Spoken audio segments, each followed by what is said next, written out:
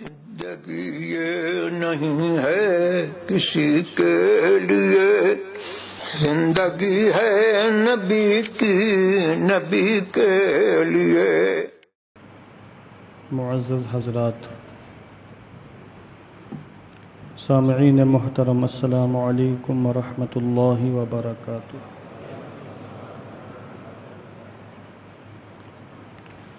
الحمد للہ رب العالمین، بدیع السماوات والارضین، جامع الاولین والآخرین،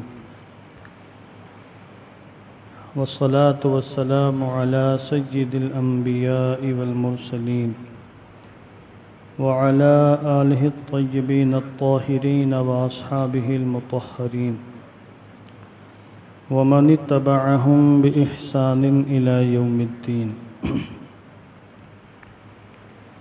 اما بعد، فقد قال اللہ تعالی فی القرآن المجید والفرقان الحمید: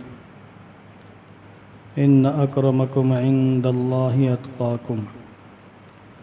صدق اللہ العظیم وصدق رسولہ النبی الامین المکین الکریم، ونحن على ذلك لمن الشاہدین والشاکرین، والحمد للہ رب العالمین۔ مولاي صل وسلم دائما ابدا على حبيبك خير الخلق كلهم، هو الحبيب الذي ترجى شفاعته لكل هول من الأهوال مقتحم، فهو الذي تم معناه وصورته ثم اصطفاه حبيبا بارئ النسم، منزه عن شريك في محاسنه فجوهر الحسن فيه غير منقسم، يا رب بالمصطفى بلغ مقاصدنا واغفر لنا ما مضى یا واسع الکرم۔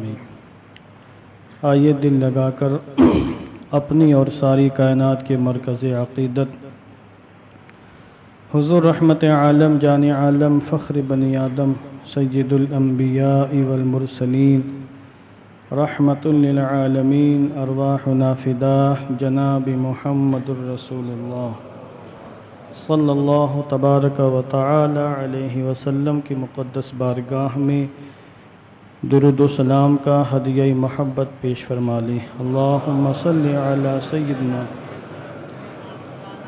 شفیعنا حبیبنا مولانا محمد مبارک وسلم صلاۃ و سلاما علیک یا رسول اللہ صلی اللہ تعالی علیہ وسلم۔ اللہ تبارک و تعالی کی توفیق اور اس کے فضل و کرم سے آج ہم اس کی بارگاہ میں حاضر ہیں، سجدہ بندگی پیش کرنے کے لیے، نماز جمعہ کی ادائیگی کے لیے، اور حسنات و برکات و سعادات کو لوٹنے کے لیے۔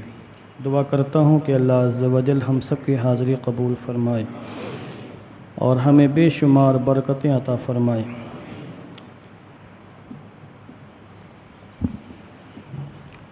پچھلے ہفتے میں نے شہزادہ سرکار امام عالی مقام سیدنا امام زین العابدین سید سجاد علی بن حسین رضی اللہ تبارک و تعالیٰ عنہ کی عظمت و شان کے حوالے سے چند باتیں میں نے عرض کی، اور ان کی زندگی کے ایسے واقعات ہم نے رکھے کہ ہمیں عبرت حاصل ہو، نصیحت حاصل ہو، اور ہم اپنے اس امام کے نقش قدم پر چل کر دارین کی کامیابیاں، سعادتیں حاصل کر سکیں۔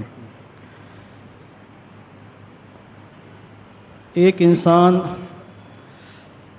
جتنے اونچے مقام پر فائز ہوتا ہے، اس کے اندر احساسی ذمہ داری بھی اتنی ہی زیادہ ہوتی۔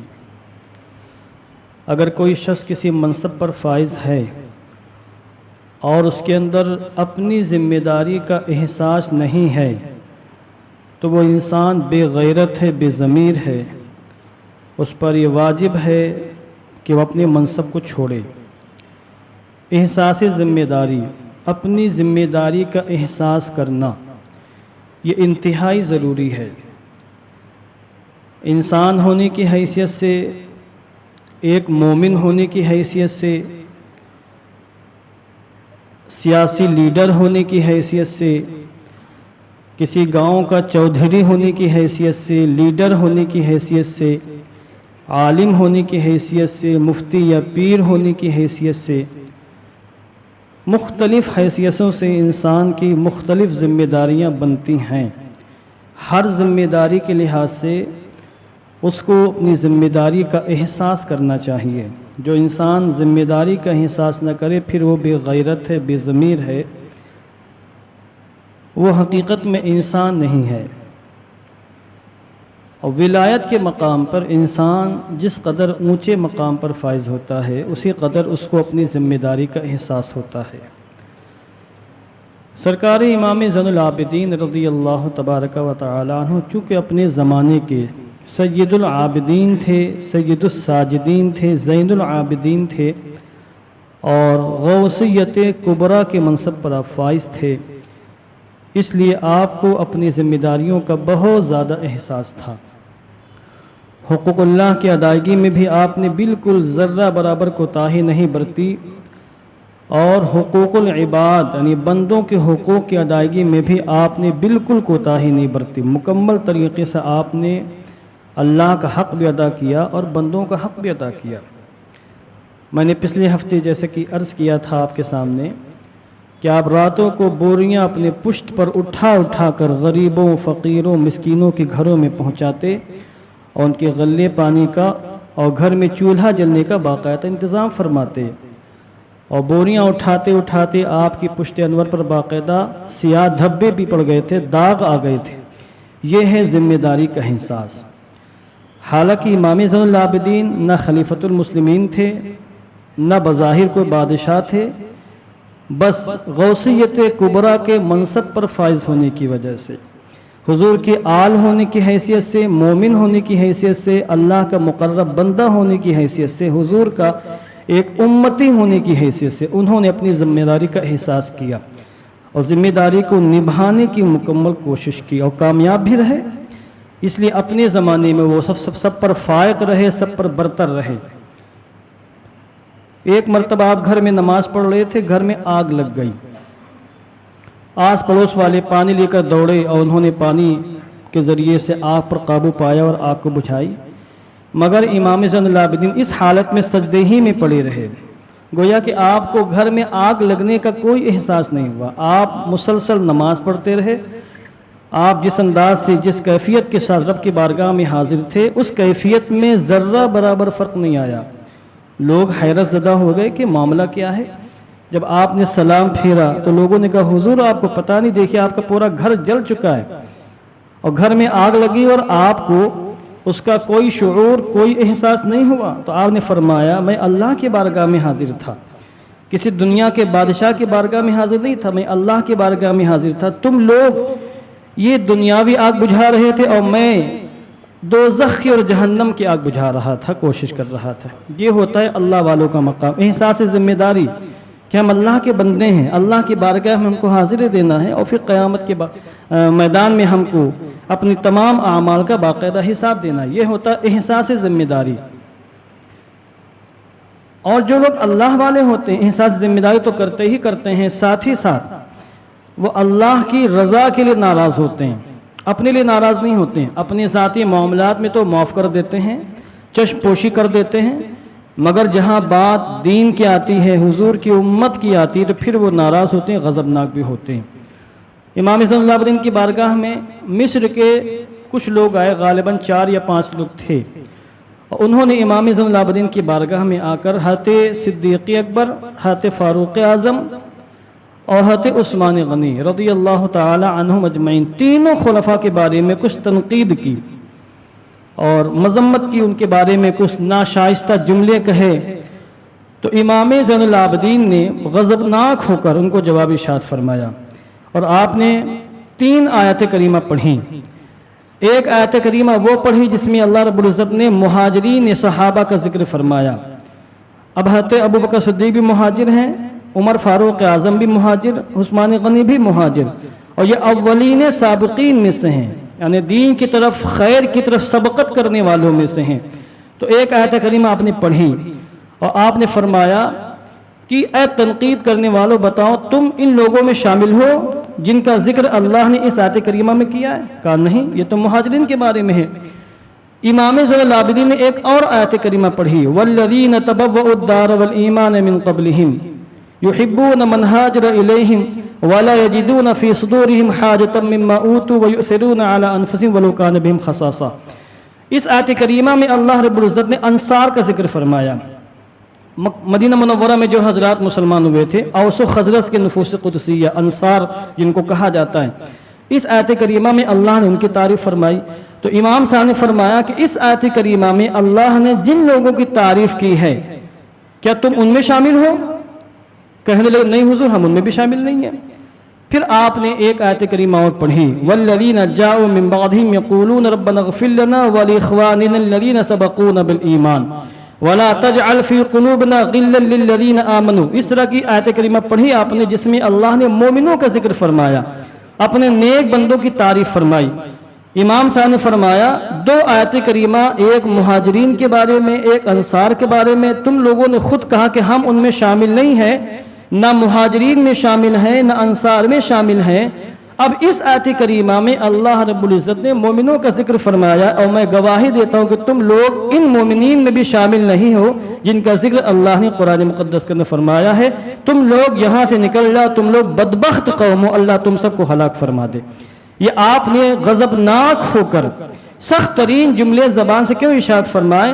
کیونکہ وہ لوگ دین کی جڑوں پر حملہ کر رہے تھے، اور دین پر وہ حملہ کر رہے تھے۔ خلفائے ثلاثہ پر، تین خلفاء پر حملہ کرنا در حقیقت دین کی جڑوں کو کھوکھلا کرنے کے مترادف ہے۔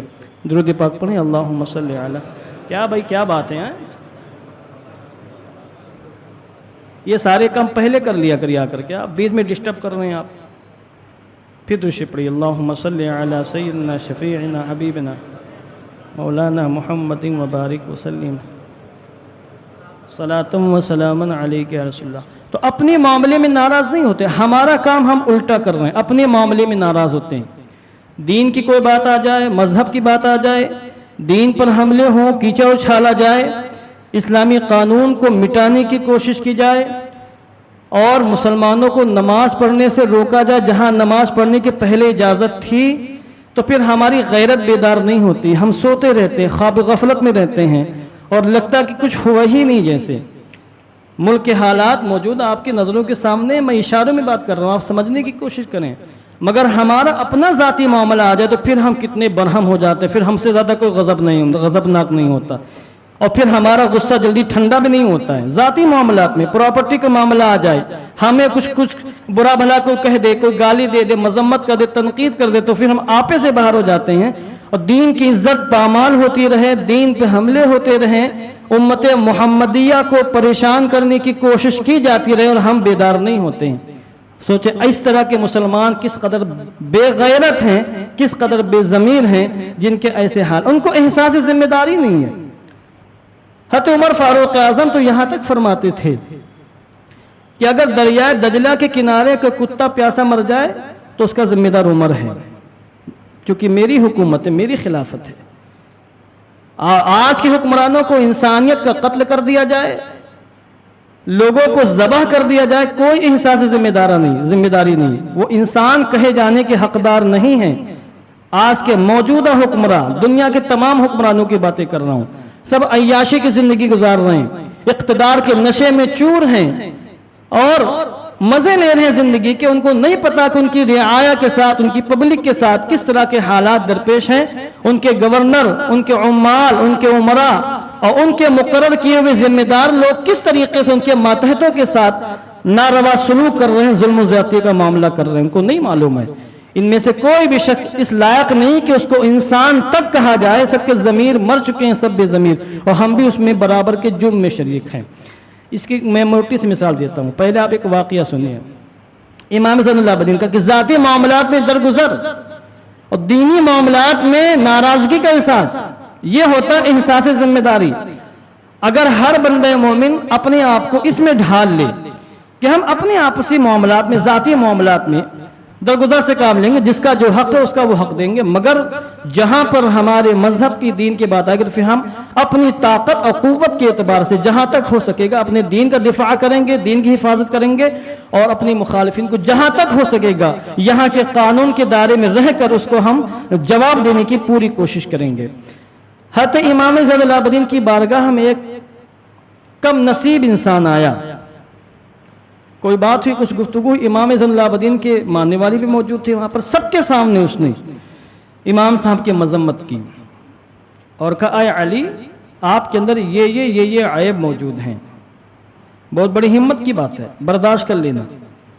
آپ کے سامنے کوئی آیا اور بھاری محفل میں کہا کہ تمہارے اندر یہ عیب ہے، اور عیب نہ بھی ہوں آپ کے اندر، ہوں گے تب بھی آپ ناراض ہو جائیں گے، اور نہ ہو تو ظاہر سی بات بہت زیادہ ناراض ہوں گے، جھوٹ بول رہا ہے، الزام لگا رہا ہے۔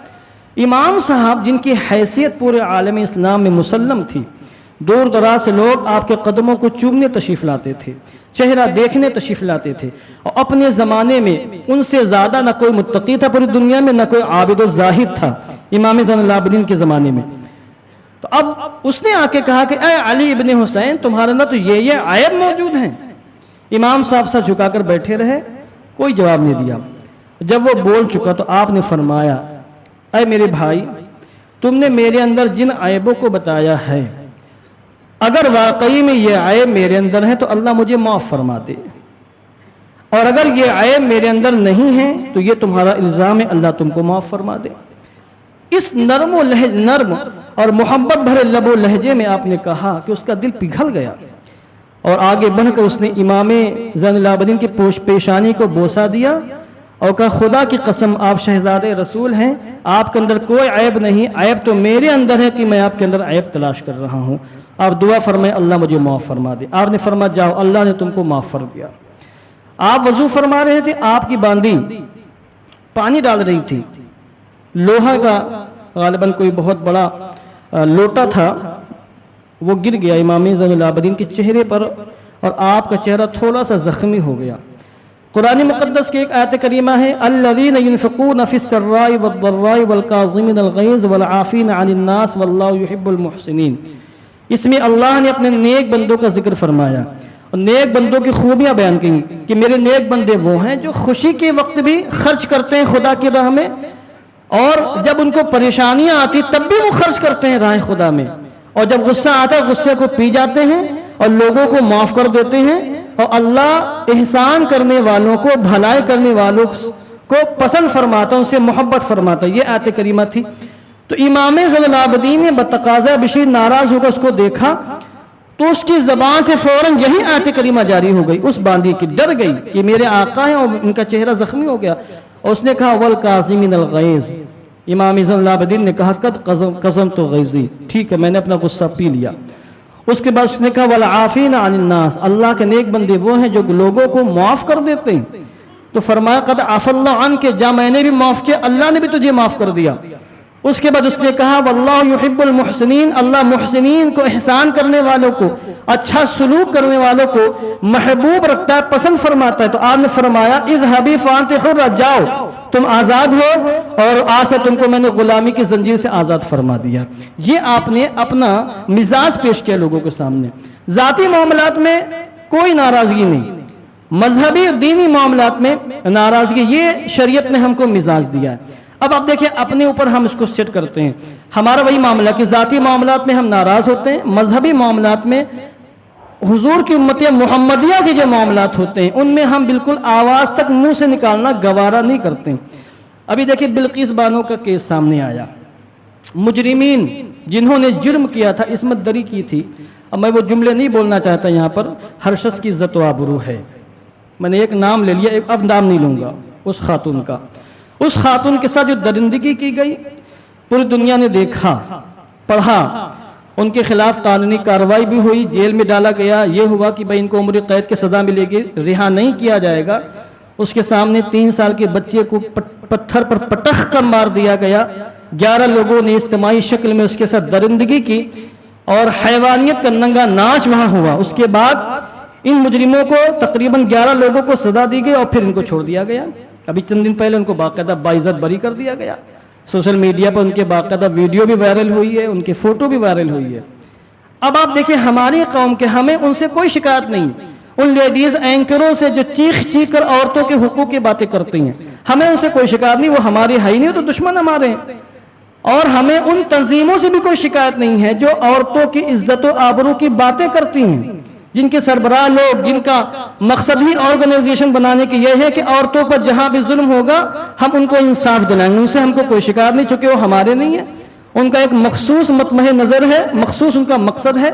اور ہمیں اپنے پرائم منسٹر صاحب سے بھی کوئی شکایت نہیں ہے جو چیخ چیخ کر، رو رو کر، آنسو بہا بہا کر کہتے ہیں کہ عورتوں کو بیٹیاں بچاؤ، بیٹیاں پڑھاؤ، یہ سب کھوکھلے نعرے ہیں، یہ سب ہمیں ان سے کوئی شکایت، ہمیں شکایت اپنے ان مسلم لیڈروں سے ہے، ان قائدین سے، ان رہبروں سے ہے جو ابھی ادے پور کا کانڈ ہوا تو چیخ چیخ کر مذمت کر رہے تھے کہ ہم اس واقعے کی مذمت کرتے ہیں، مخالف، اور جن دونوں نے اس کو مارا ہے اس کو سخت سے سخت سزا دی جائے، ان کو پھانسی پہ لٹکایا جائے، ان کے ساتھ یہ کیا جائے، ان کے ساتھ وہ کیا جائے، ان کی غیرت بیدار ہو گئی۔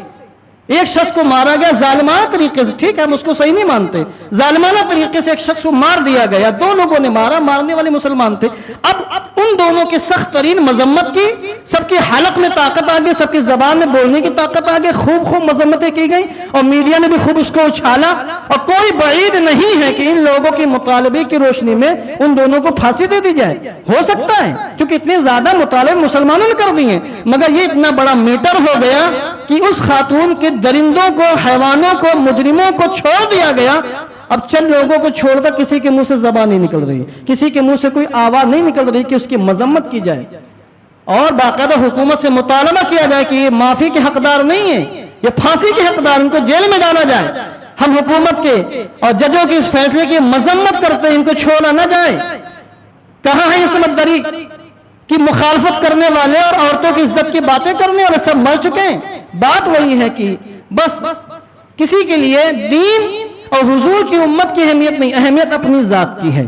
تو والکاظمین الغیظ، وہ لوگ حقیقت میں انسان ہیں اور حقیقت میں مومن ہیں اور اللہ والے ہیں کہ ذاتی معاملات میں ان کو غصہ نہیں آتا ہے، وہ برداشت کر لیتے ہیں، ضمیر کو مار دیتے ہیں، صبر کر لیتے ہیں، مگر جہاں اپنی قوم کی مذہب کی بات آتی ہے، امت محمدیہ کی بات آتی ہے، خواتین اسلام کی بات آتی ہے، اسلامی بچوں، نوجوانوں، بوڑھوں کی باتیں آتی ہیں، اور حضور کی پریشان حال مجبور امت کی بات آتی ہے، پھر وہ سینہ تان کے کھڑے ہوتے ہیں اور مخالفین کو جواب دیتے ہیں، اور ان کو پھر غصہ آتا ہے، پھر وہ ناراض ہوتے ہیں، اپنے غیظ و غضب کی چنگاریاں برساتے ہیں، اور پھر مد مقابل کو زمین بوس کرنے کی مکمل کوشش کرتے ہیں۔ قرآن مقدس کی تعلیمات ہمارے سامنے، امام زین العابدین کے پورے واقعات ہمارے سامنے، کہ احساس ذمہ داری ہم میں سے اکثر لوگوں کو احساس ذمہ داری نہیں ہے، بس ایک زندگی گزار رہے، کھایا پیا کمایا بینک بیلنس کیا اور بڑھاپے میں پتلی گلی سے دنیا سے نکل گئے۔ ہر شخص کو اپنی ذمہ داری کا احساس کرنا چاہیے، اور جب ہم مومن ہیں اور قیامت پر ہمارا ایمان ہے، مرنے کے بعد کی زندگی پر ہمارا ایمان ہے کہ ایسا نہیں کہ موت آئے گی تو سب ختم، ٹائٹا فش کچھ نہیں رہ جائے گا، ایسا جس کا عقیدہ پھر وہ مومن نہیں، اس کو مسجد میں آنے کی ضرورت نہیں ہے، پھر وہ جائے جیسی چاہے زندگی گزارے۔ اگر ہم مسجد میں آتے ہیں، ایک خرب کی بارگاہ میں سجدہ کرتے ہیں، تو ہمارا ایمان جنت دوزخ پر بھی ہے، حساب و کتاب پر بھی، پل صراط پر بھی ہے، عالم برزخ پر بھی ہے۔ قیامت کے سارے معاملات پر جب ہمارا ایمان ہے تو پھر ہم کو اپنی ذمہ داری کا احساس بھی کرنا چاہیے کہ ہم بحیثیت انسان، بحیثیت مومن، باپ کی حیثیت سے، بیٹے کی حیثیت سے، بھائی کی حیثیت سے، ایسا نہیں کہ ہم سے کچھ غلط ہو رہا ہو، ہمارے غلط فیصلے ہو رہے ہوں اور میری وجہ سے کسی کا حق غصب ہو رہا ہو، ضائع ہو رہا ہو، برباد ہو رہا ہو، کہیں ایسا تو نہیں کہ ہم نے اپنی بہنوں کا حق مار لیا ہے، اپنے بھائیوں کا حق مار لیا ہے، اپنے رشتہ داروں کا حق مار لیا، پڑوسی کا حق مار لیا ہے، اپنے دوستوں کا حق مار لیا ہے، اپنے بڑوں کا حق مار لیا، چھوٹے کا حق مار لیا، کہیں ایسا تو نہیں کہ یہ ساری چیزیں ہم سے ہو رہی ہوں اور ہم کو احساس نہ ہو۔ کبھی تنہائی میں بیٹھ کر سوچا کریں کہ ہم سے کہیں کوئی ظلم اور کوئی زیادتی تو نہیں ہو رہی ہے۔ نہ جانے ہم میں سے کتنے ہوں گے جنہوں نے لوگوں کا حق دبا کر آرام سے ڈکار تک نہیں لی ہوگی، لوگوں کا حق دبا، لوگوں کی نیندیں اجاڑ کر خود خراٹے کی نیند سو رہے ہوں گے، نہ جانے ہم میں سے کتنے ایسے ہوں۔ اس لیے ہر معاملے میں ذمہ داری کا احساس ہونا چاہیے۔ اگر ہم ایمان کے منصب پر ہیں تو پھر ذمہ داری کا احساس ہونا چاہیے، اور ذمہ داری کا احساس اگر نہیں ہے تو پھر ہم جانور سے بدتر ہیں، چونکہ جانوروں کے اندر ذمہ داری کا احساس نہیں ہوتا. ان کی اپنی ایک مخصوص زندگی ہے، ان کو کھانا ہے، ہگنا ہے، موتنا ہے، پھر ایک وقت مر جانا ہے، ان کا اور کوئی کام نہیں ہے.